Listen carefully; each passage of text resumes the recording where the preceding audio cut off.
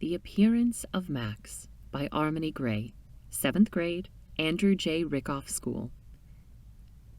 It was February 24th, 1965, in Maryland, and a little basket appeared in the middle of the doorway at Heck's Adoption Center. A lady named Mary was doing her usual job when she heard a baby crying from the basket in the doorway.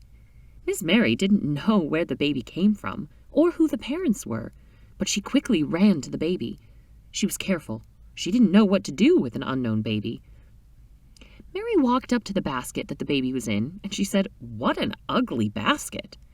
When she was about to get the basket, she saw a note on the floor, so she picked it and the basket up and went into a room. So Mary sat the basket on the table and opened the note, but the note was a little dusty, so Mary shook the paper a little to get the dust off. Mary read the note, and it said, "This is Max, my baby, and I had him a couple days ago, but I am poor. I thought I would give Max up for adoption so he could have a better life. So please take good care of him." After Mary read the rest of the note, she placed it on the table and removed the blanket off the baby and picked him up. Then Mary did what she was supposed to do and set him up for adoption. Years passed, and Max was now 7 years old and still in the adoption center. No one had wanted a kid who had popped up out of the blue. That's how people responded when Ms. Mary told them the details of what had happened and why Max was in the center. People thought he would be sick and have a disease or something. So every time someone came to the center and Ms. Mary told them the story, the people always decided that they didn't want Max. The people who worked there would put Max in a separate room away from the other kids. Even though they were just like him, they didn't come from nowhere. They were kind of mean to Max all the time. One rainy day, a couple named Samantha and Brian Willer came in looking for a kid to adopt. They went to the front desk, and the Willers saw a lady behind it.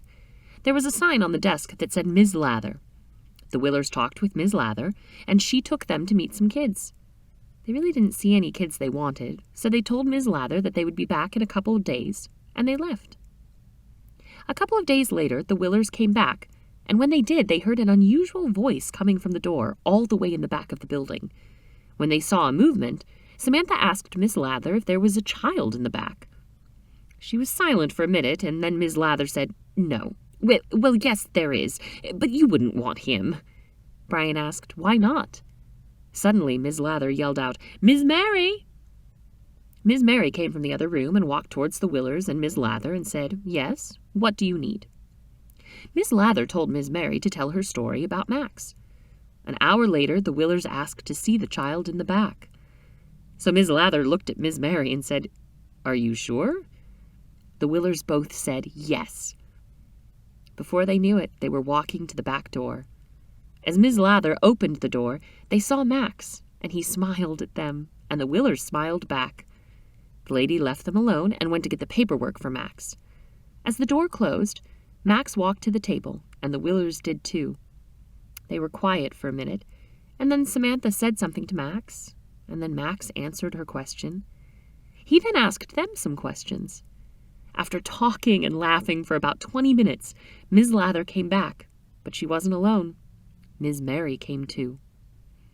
Ms. Mary was looking a little worried about the decision, but she didn't care as long as Max was finally going to get a good home. She thought that after they signed the papers, Max would need to get all of his drawings, bears, and other stuff. He then left with the Willers.